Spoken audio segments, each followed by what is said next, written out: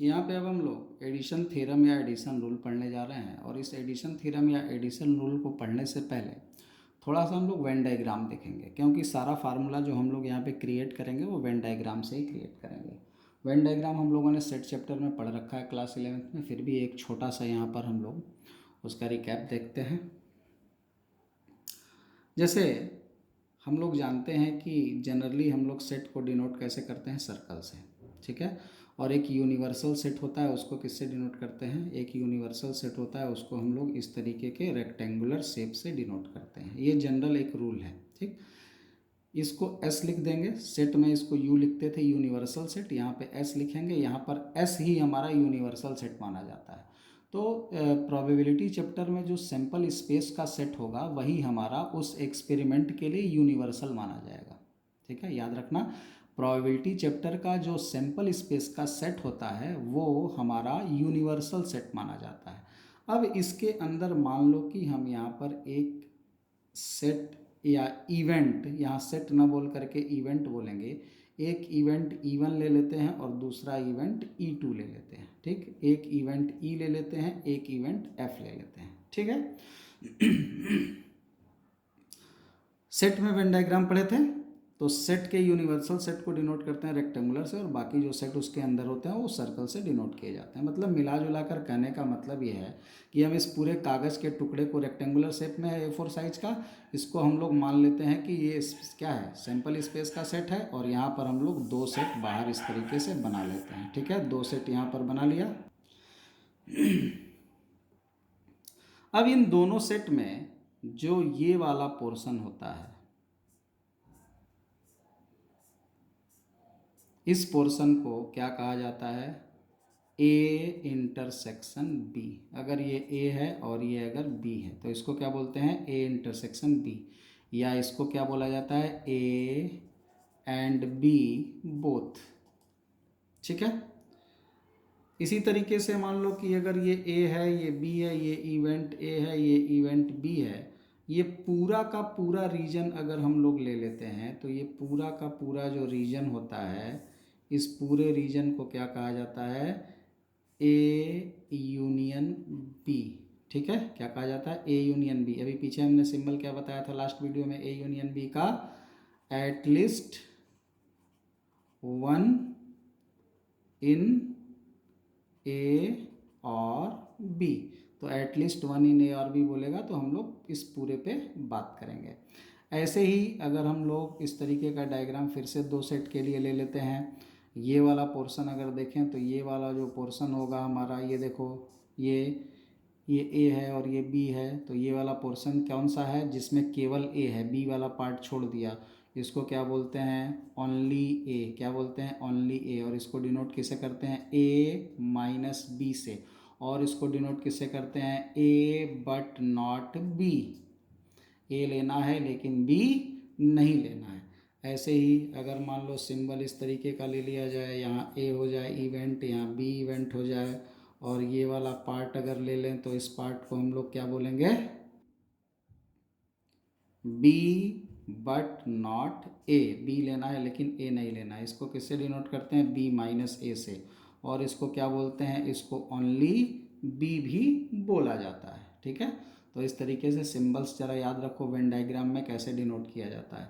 अब यहाँ पर देखो, अगर हम इस फिगर में सबका अलग अलग नाम देखें तो क्या होगा, ये बीच वाले का नाम है ए इंटरसेक्शन बी, इस किनारे वाले का नाम है ए इंटरसेक्शन बी नॉट, और इस किनारे वाले का नाम है बी इंटरसेक्शन ए नॉट। या ऐसे भी इसको डिनोट किया जाता है, ए को पहले लिख लो और बी बाद में लिख लो, ए नॉट एंड बी।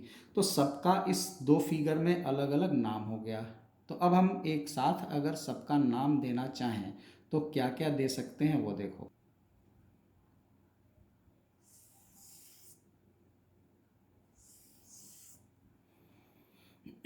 इसमें अगर हम सबका अलग अलग नाम देना चाहें तो क्या क्या नाम दे सकते हैं बताओ। तो अब हम यहाँ पर नाम दे सकते हैं कि अगर मान लो ये ए है और ये अगर बी है तो इसका नाम होगा ए इंटरसेक्शन बी। ये सिंबल ए इंटरसेक्शन बी को इंडिकेट करेगा, ये इंडिकेट करेगा ए एंड बी नॉट को, और ये इंडिकेट करेगा ए नॉट एंड बी को, ठीक है। यानी ये वाला जो पार्ट है ये वाला जो पार्ट है ये ए नॉट एंड बी है, ये वाला जो पार्ट है ये ए एंड बी है, और ये वाला जो यहाँ पर पार्ट हमने बनाया ये पार्ट कौन सा था, ए एंड नॉट बी वाला पार्ट था। ठीक है, अब इसकी वैल्यूज़ निकालने का जो क्राइटेरिया होता है वो कैसा होता है उसको देखो। तो हम लोगों ने क्लास 11th में फार्मूला पढ़ा था, याद होगा, N A union B is equal to, set का ये फार्मूला था। तो ये याद होगा आपको फार्मूला सेट वाला, एन ए यूनियन बी वाला। एन ए यूनियन बी का जो फार्मूला था यहाँ पे सेट के लिए फार्मूला था, यहाँ इवेंट के लिए मान लेते हैं ए और बी दो इवेंट हैं, event is also a set, event भी एक टाइप का सेट ही है। तो यहाँ पर हमने ए यूनियन बी की बात की, मतलब क्या, ए यूनियन बी की बात करने का मतलब क्या हुआ कि ए यूनियन बी यानी ये पूरा, ए यूनियन बी यानी ये पूरा लेना है। ठीक है, इस पूरे को अगर लेना है तो इसका मतलब क्या हुआ, हम यहाँ पर पूरा ए ले लें, पूरा ए, और उसमें अगर पूरा बी जोड़ दें, इस पूरे ए में पूरा बी जोड़ दें, तो अब यहाँ हुआ क्या, ये जो बीच वाला पार्ट था ये दो बार जुड़ गया, ये वाला एन ए में भी जुड़ गया और एन बी में भी जुड़ गया। तो हमको तो एक एक बार सब लेना था, तो हम यहाँ पर इसको क्या लिख सकते हैं, माइनस, एक बार ये पार्ट माइनस कर देंगे क्योंकि ये दोनों में जुड़ा हुआ है, एन ए इंटरसेक्शन बी। इसी को बोलते हैं इंक्लूजन एक्सक्लूजन प्रिंसिपल। ये हम लोग inclusion exclusion principle permutation combination में पढ़ रखे हैं। तो ये एडिशन थ्योरम था सेट थ्योरी चैप्टर में, आपको शायद याद होगा। ठीक है, ए यूनियन बी का सिंपल यहाँ पर मीनिंग क्या हुआ, ए एंड बी का मतलब यहाँ से अगर निकाला जाए इस वाले फिगर से, ये तो फार्मूला आप लोग पढ़े हुए हैं, याद रखिएगा, इसी फार्मूले का भी हम लोग यूज़ करके प्रोबेबिलिटी का भी बनाएंगे थ्योरम। तो यहाँ से भी हम फार्मूला बना सकते थे कि ए यूनियन बी एक्चुअल में है क्या, इसका इसका और इसका सम, यानी number A intersection B not plus number A intersection B plus number A not intersection B. ठीक है, अब ये है क्या, इतना डिटेल में घुसने की ज़रूरत नहीं है, आप ये फार्मूला ध्यान रखो, हम केवल ऐसे ही बता दे रहे हैं, जिनको समझ में आ रहा है अच्छी बात है, नहीं तो यही फार्मूला यहाँ भी बनने वाला है। ए एंड बी नॉट का मतलब क्या हुआ, ए एंड बी नॉट का क्या मतलब हुआ, ये ए एंड बी नॉट है क्या, इस पूरे ए में से ये इंटरसेक्शन वाला पार्ट छोड़ दिया गया है, तो ये बना है। ये कैसे बना है, तो ये क्या है, इस पूरे, ये इस किसको बोला गया है, ये यहाँ पे फिगर से समझो, ये पूरा ए था, उसका ये वाला पोर्शन हटा दिए थे। ठीक है, ये पूरा जो ए था, पूरा ए था, उसमें से ये वाला पोर्शन निकल गया है, ये वाला, ये बीच वाला, तो उसको क्या बोल दिया है, ए एंड नॉट बी। ठीक है, मतलब ये बीच वाला पोर्शन कहलाता क्या है, ए इंटरसेक्शन बी, मतलब पूरे ए में से अगर ए इंटरसेक्शन बी हटा दिया जाता है तो ये बनता है। तो हम लोग इसको लिख सकते हैं N A minus N A intersection B,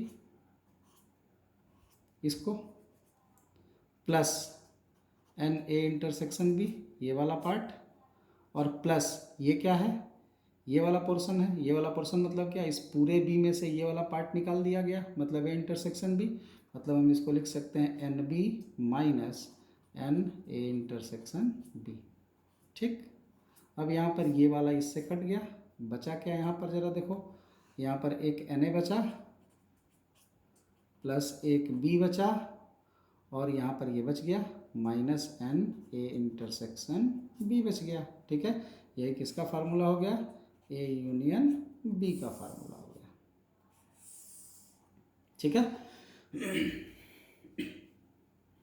तो ये क्या हो गया, अब यहाँ देखो तुम दो तीन चीज़ तुमको मिल गई, ये बताने से क्या फ़ायदा हुआ, ये बताने से फ़ायदा हुआ कि तुमको इसका भी फार्मूला पता चल गया, यानी तुमको ये भी पता चल गया कि number of A intersection B not का क्या मतलब है, number of A minus number of A intersection B, मतलब टोटल ए में से अगर ये इंटरसेक्शन वाला पार्ट काट के निकाल दिया जाए तो जो बचा हुआ पोर्शन है ये क्या होगा, ए एंड नॉट बी हो जाएगा, ए इंटरसेक्शन बी नॉट हो जाएगा, ओनली ए भी इसको बोलते हैं। तो इसका formula N A minus N A intersection B हो जाएगा। ऐसे ही ए नॉट इंटरसेक्शन बी का क्या मतलब हुआ कि बी में से हमको ए इंटरसेक्शन बी माइनस कर देना है। तो टोटल बी है, ये टोटल बी है, इस बी में से ये वाला बीच वाला पोर्शन काट के निकाल देंगे तो ये जो पार्ट बचेगा ये क्या कहलाएगा, N B minus intersection, N B में से इंटरसेक्शन घटा दिया तो इसका ये हो गया। तो इसको बोलते हैं क्या, only A, number of element in only A, number of element in only B, इसको बोलते हैं number of element in at least one A और बी, ए या बी में से कम किसी एक में नंबर ऑफ एलिमेंट। तो और में ये वाला फॉर्म लगेगा, ओनली वाले में ये और ये फॉर्म लगेगा। अब इसका प्रोबेबिलिटी में क्या काम है वो देखते हैं। अब मान लो ये ए है, ये मान लो बी है और ये पूरा मेरा एस है, ठीक है, सैंपल स्पेस है, ठीक। यहाँ पर अगर तुमसे बोला जाए कि ये बताओ फिलहाल नंबर के लिए, यहाँ पर ए और बी हमने क्या मान लिया, let A and B are events, events हैं, और एस क्या है, सैंपल स्पेस। हमने अभी बताया था सेट के वेन डायग्राम में जो सैंपल स्पेस, जो यूनिवर्सल सेट होता है वो यहाँ पे सैंपल स्पेस काम करेगा। अब हमको अगर मान लो बोला जाए कि इवेंट के नंबर, तो ए का नंबर प्लस बी का number minus A intersection B का नंबर, ये किसके बराबर होगा, तो क्या ये number of A union B के बराबर होगा। अभी पीछे हमने बताया और सेट में भी ये फार्मूला पढ़े थे, सबको एन एस से डिवाइड कर दो, इस एस की से सबको डिवाइड कर दो, सबको अगर एन एस से डिवाइड कर दोगे तो N A union B divided by N S बराबर N A divided by N S plus N B divided by N S minus N A intersection B divided by N S. N S से divide करने का मतलब किसी भी event के number को total से डिवाइड कर देते हैं, यहाँ पर एन एस टोटल है, टोटल एस है, ठीक है। तो एन एस यानी टोटल से अगर हम किसी भी इवेंट के नंबर को डिवाइड करते हैं, तो यहाँ देखो ए और बी इवेंट था तो ए यूनियन बी भी इवेंट है, ए इंटरसेक्शन बी भी इवेंट है, तो इस इवेंट के नंबर को टोटल से डिवाइड कर दिया तो ये क्या बन गया, ये प्रोबेबिलिटी बन गई। फार्मूला पढ़े हो ना, N E by N S is equal to probability of E, तो यहाँ पर N A union B upon N S का मतलब probability of A union B, और ये बन गया प्रोबेबिलिटी ऑफ ए, ये बन गया प्रोबेबिलिटी ऑफ बी, ये बन गया probability of A intersection B. तो ये यहाँ पर प्रोबेबिलिटी का फार्मूला बन गया। किसका फार्मूला बन गया, प्रोबेबिलिटी का एक फार्मूला। और ये किसकी प्रोबेबिलिटी है, ये किसकी प्रोबेबिलिटी है, ये हो गई probability of at least one A और बी। तो कभी भी अगर तुमसे क्वेश्चन में लैंग्वेज दे कि प्रोबेबिलिटी निकालो दो इवेंट में से किसी एक की, एट लीस्ट वन की, ए और बी, तो उस कंडीशन में तुम यही फार्मूला लगाओगे, probability of event A plus probability of event B minus probability of event A and B. Intersection को क्या बोलते हैं, एंड, ठीक है। एंड क्वेश्चन में अगर दिया रहेगा तो माइनस कर लेंगे। यहाँ पर हम इसको चाहें तो इधर भी ला के और फार्मूला बना सकते हैं। तो यहाँ पर हम फार्मूले को ऐसे भी लिख सकते हैं, A intersection B is equal to probability of A plus probability of B minus probability of A union B. तो ये भी एक फार्मूला यहाँ पर तैयार किया जा सकता है, ठीक। फिलहाल तो इसी फार्मूले का ये सब्जेक्ट चेंज करके बनाया है, तो दोनों फार्मूला सेम ही है। अब अगर मान लो यहाँ पे हमसे ये बोल दिया जाए कि if A and B are mutually exclusive. शुरू में हमने आपको कुछ इवेंट्स के टाइप बताए थे, ठीक है, इसीलिए बताए थे कि इस तरीके के नाम क्वेश्चंस में यूज होते हैं। म्यूचुअली एक्सक्लूसिव अगर ए और बी हो जाता है तो क्या होगा, तो ए और बी अगर म्यूचुअली एक्सक्लूसिव होता है तो हमने बताया था कि दोनों का इंटरसेक्शन फाई होता है, फाई मतलब एम्प्टी। म्यूचुअली एक्सक्लूसिव इवेंट का मतलब बताए थे, ऐसा इवेंट जिनमें कोई भी कॉमन एलिमेंट ना हो, यानी इंटरसेक्शन एम्प्टी हो जाए, फाई हो जाए। तो ऐसी परिस्थिति में जो तुम्हारा नंबर होगा ए इंटरसेक्शन बी का 0, अरे कोई एलिमेंट ही नहीं है तो टोटल नंबर ऑफ एलिमेंट कितने हो जाएंगे 0। और इसकी प्रोबेबिलिटी क्या होगी, इसको अगर एन एस से डिवाइड कर देते हो तो क्या हो जाएगा 0 आ जाएगा। यानी यहाँ पे प्रोबेबिलिटी जो होगी ए इंटरसेक्शन बी की वो कितनी हो जाएगी 0 हो जाएगी। और जब ए इंटरसेक्शन बी की प्रोबेबिलिटी 0 हो जाएगी तो ये फार्मूला जो है यहाँ पर वो कैसा फार्मूला बन जाएगा, तब हमारा पी ए यूनियन बी किसके बराबर हो जाएगा, तब हमारा P A union B P A plus P B के बराबर हो जाएगा। ठीक है। ऐसे भी समझ सकते हो। इसका मतलब क्या होगा, जैसे मान लो अगर ए और बी म्यूचुअली है, म्यूचुअली एक्सक्लूसिव है, ए और बी अगर म्यूचुअली एक्सक्लूसिव है तो उसका मतलब होता है कि ए अलग है और बी अलग है। ठीक है, ए अलग है और बी अलग है, कॉमन कुछ नहीं है। ये देखो दोनों एक दूसरे को कब कट करते हैं, जब वो उनमें कुछ कॉमन होता है। म्यूचुअली एक्सक्लूसिव होंगे तो ऐसा फिगर नहीं बनेगा। म्यूचुअली एक्सक्लूसिव मतलब फिगर अलग अलग बनेगा। और फिगर अगर अलग अलग बन रहा है इसका मतलब अगर यूनियन चाहिए तो यहाँ पर यूनियन का क्या मतलब होगा, ये पूरा और ये पूरा, यही तो यूनियन होगा। ये पूरा और ये पूरा मतलब क्या, पूरा ए और पूरा बी जोड़ दिया जाएगा तो वहाँ पर हमको सीधे P A plus P B मिलेगा।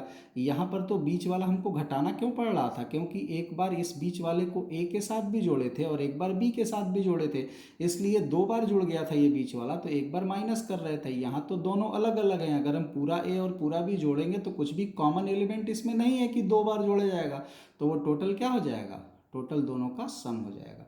तो वही हमने यहाँ पर बताया कि ऐसी परिस्थिति में तुम्हारा क्या हो जाएगा, A union B P A plus P B के इक्वल हो जाएगा।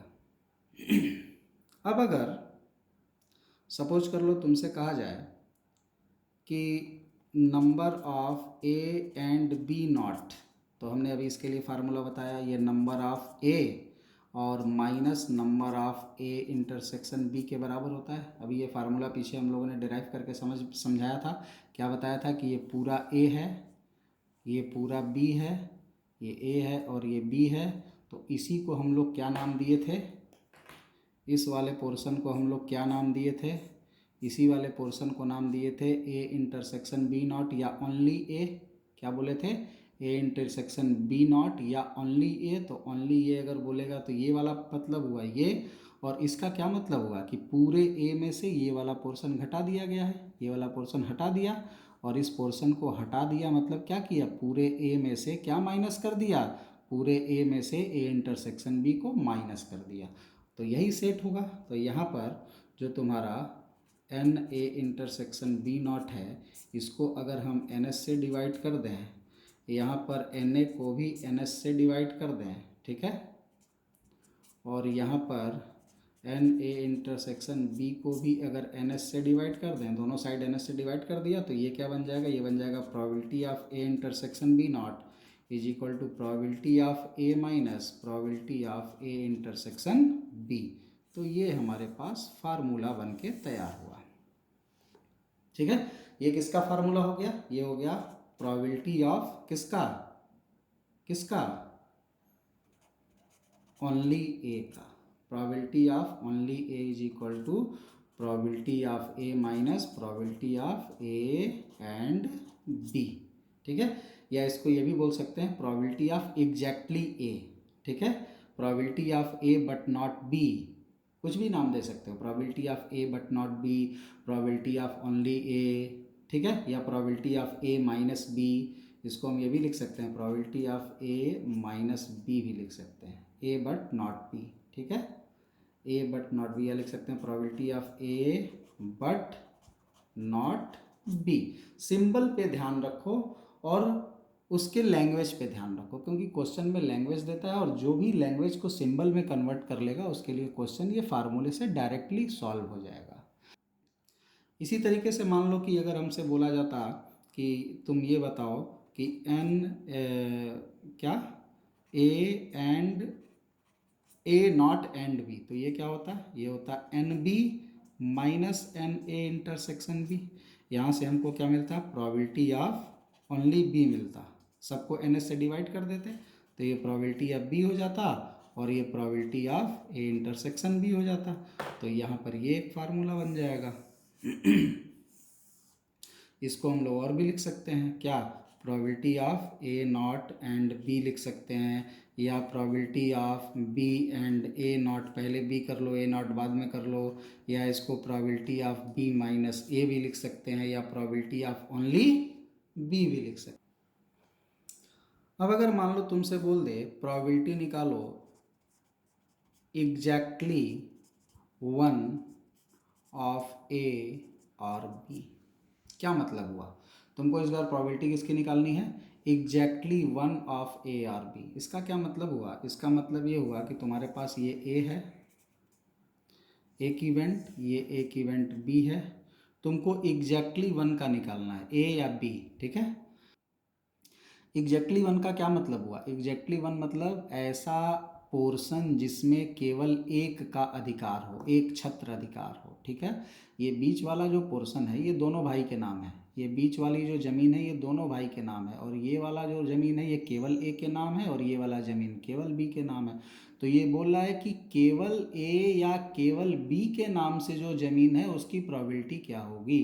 तो इसका मतलब तुमको इस बार निकालना क्या है, इसके लिए और इसके लिए निकालना है, ठीक है। मतलब तुमको क्या निकालना है यहाँ पे, तुमको यहाँ पे निकालना है probability of A and B not, ठीक है, और plus probability of A not and B, ये चीज़ फाइंड करनी है, ठीक है। बात समझ में आई। ये वाला पोर्शन क्या है, ये वाला रीजन क्या है, ये वाला रीजन है ए एंड नॉट बी, ये है बी एंड नॉट ए, और यही दोनों तो एग्जैक्टली है, ये तो बोथ हो गया, ये अकेला ए या अकेला भी नहीं है। हमको निकालना क्या, एग्जैक्टली वन, ऐसा रीजन जिसमें केवल एक का अधिकार हो, केवल ए या केवल बी का। तो ऐसी सिचुएशन में हमको ये दोनों पोर्शन मिलेगा। अब यहाँ पर इसका फार्मूला हम लोग डिराइव कर चुके हैं, तो हम इसको बोल सकते हैं प्रोबेबिलिटी ऑफ एग्जैक्टली वन। इस पर क्वेश्चन आया हुआ है जेई मेन में, जेई एडवांस में, दोनों में क्वेश्चन इसके बने हुए हैं। अभी हम लोग क्वेश्चन कुछ करेंगे, उस पर डिस्कशन, इस पर चर्चा होगी फिर आगे। तो इसका फार्मूला अभी हम लोग ने पीछे क्या पढ़ा, probability of A minus probability of A intersection B, और इसका फार्मूला अभी हम लोगों ने पीछे रिवाइज किया, पढ़ा था, क्या पढ़ा था, probability of B minus probability of A intersection B. अब दोनों को अगर मिला देंगे तो क्या हो जाएगा, probability of A plus probability of B minus probability of 2 times probability of A intersection B. ये फार्मूला देखो 2 टाइम्स हो गया, ठीक है। ये किसका फार्मूला हो गया, पी एग्जैक्टली वन का।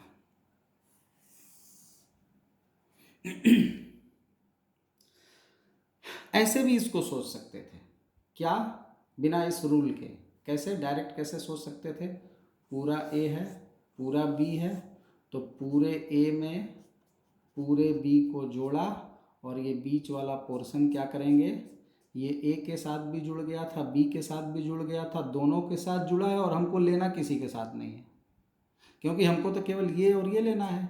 अगर हम पूरा पी ए और पूरा पी बी जोड़ दें तो ये वाला पोर्शन क्या हुआ, ये ए के साथ भी जुड़ा और बी के साथ भी जुड़ा, और होना क्या था, लेना तो हमको ना ए के साथ है ना बी के साथ है, हमको इसको दोनों बार छोड़ देना है। तो ए और बी दोनों के साथ जुड़ा है और लेना एक बार भी नहीं है, तो हम दोनों बार घटा देंगे, तो 2 PA इंटरसेक्शन बी, दोनों को घटा दिया, तो ये किसकी प्रोबेबिलिटी हो जाएगी, प्रोबेबिलिटी ऑफ एग्जैक्टली वन।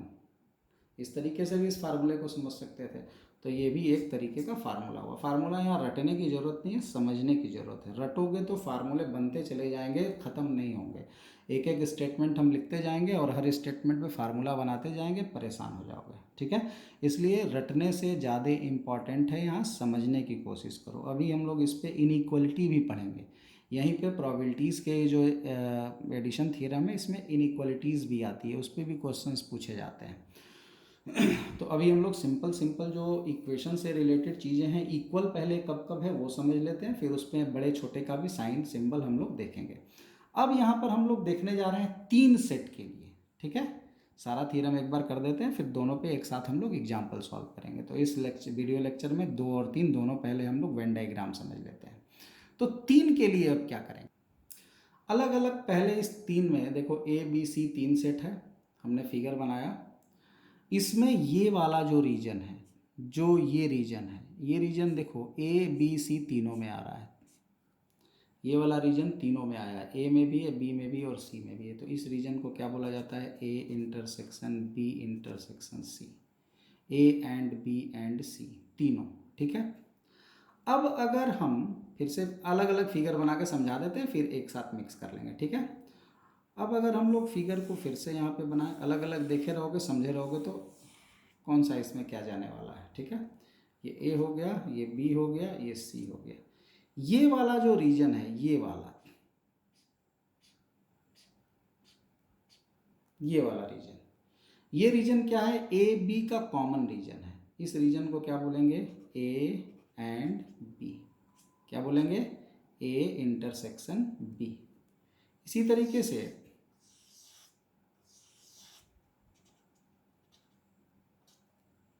अगर इस रीजन की बात की जाए,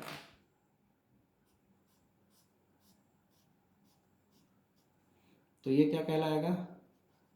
बी एंड सी। ठीक है,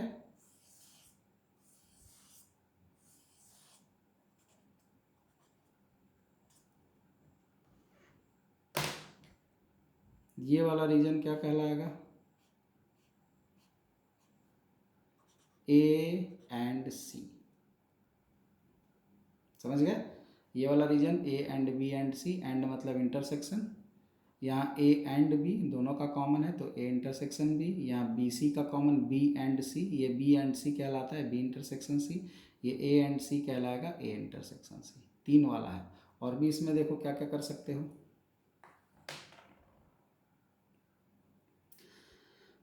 अब तुमसे जो पूछने जा रहे हैं जरा ध्यान से देखो, अगर हम तुमसे पूछें ये क्या है, पूरा नीचे तक कलर कर दिया था अभी हमने इसको पूरा नीचे तक कलर किया था, तो क्या नाम दिया था? देखो पीछे, अभी हमने इसको पूरा कलर किया था, ये पूरा देखो, ये पूरा कलर किया था तो नाम क्या दिया था? A intersection B.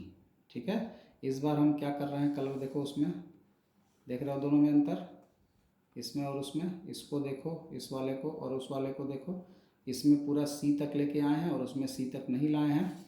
तो ये वाला जो रीजन होगा ये क्या कहलाएगा? ये पूरा यहाँ तक आ गया होता कलर होकर के, तब ए और बी का कॉमन कहलाता। ठीक है, इसको बोलेंगे ए एंड बी। ए और बी तो है लेकिन सी नहीं है, ए एंड बी का कॉमन लिए हैं लेकिन सी को छोड़ दिए हैं। ठीक है, इसी तरीके से अगर ये वाला रीजन ले लिया जाता तो इसको क्या बोला जाता? ए नहीं लिए हैं, ए छोड़ दिए हैं, और बी एंड सी लिए हैं, बी एंड सी लिए हैं और ए को छोड़ दिए हैं। तो ए पहले लिखो, बी बाद में लिखो, उससे कोई फ़र्क नहीं पड़ने वाला।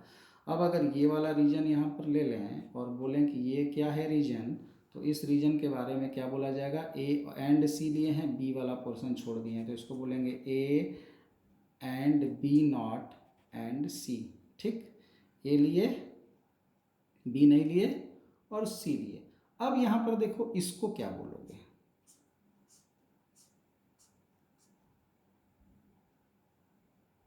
इसको बोलते हैं A and B, only A and B. इसको बोलते हैं ओनली बी एंड सी, केवल बी सी। इसको बोलेंगे ओनली ए एंड सी। ये क्या है? ये है ओनली ए। क्या है? ओनली ए। इसको यहाँ पे क्या सिंबल दिया जाता है? इसको सिंबल देते हैं A and not B and not C. A लेना है, बी नॉट, बी के ऊपर बार लग गया मतलब कॉम्प्लीमेंट्री हो गया, मतलब बी नहीं लेना है, और सी भी नहीं लेना है। ठीक है, इसी तरीके से अगर पूछा जाए कि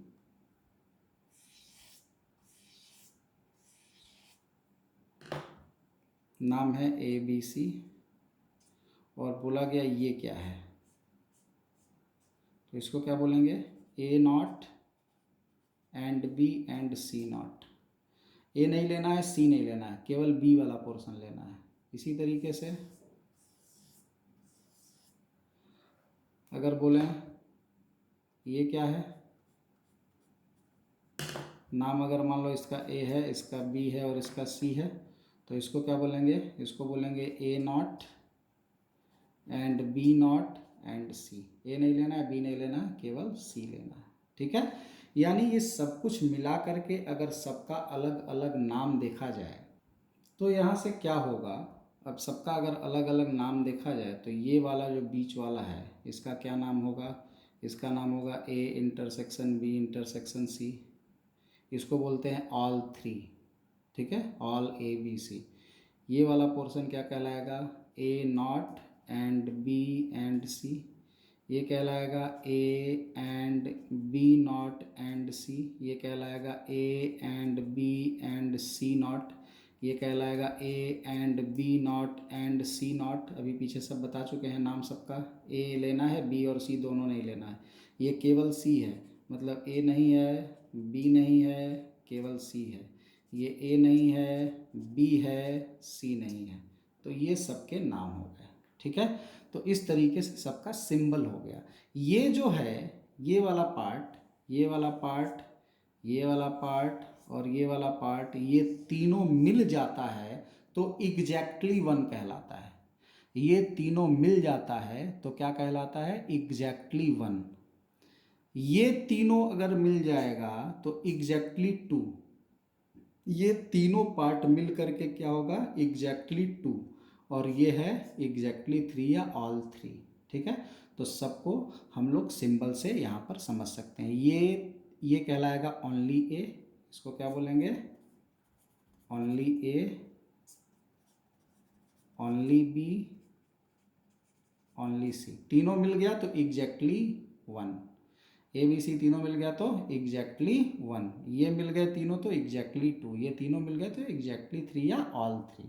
तो थोड़ा सा ये सिंबल और इसके नोटेशंस को आप समझ के रखिएगा। अगले वीडियो में हम लोग थ्री वाले के बारे में डिस्कशन करेंगे और टू और थ्री दोनों पे क्वेश्चन करेंगे। अभी फ़िलहाल टू वाले पे फोकस करिए। थ्री वाला ये चार्ट याद रखिएगा। इसी चार्ट को फिर सिंबल में कन्वर्ट करके और फार्मूला बनाएंगे अगले वीडियो में हम लोग। ओके।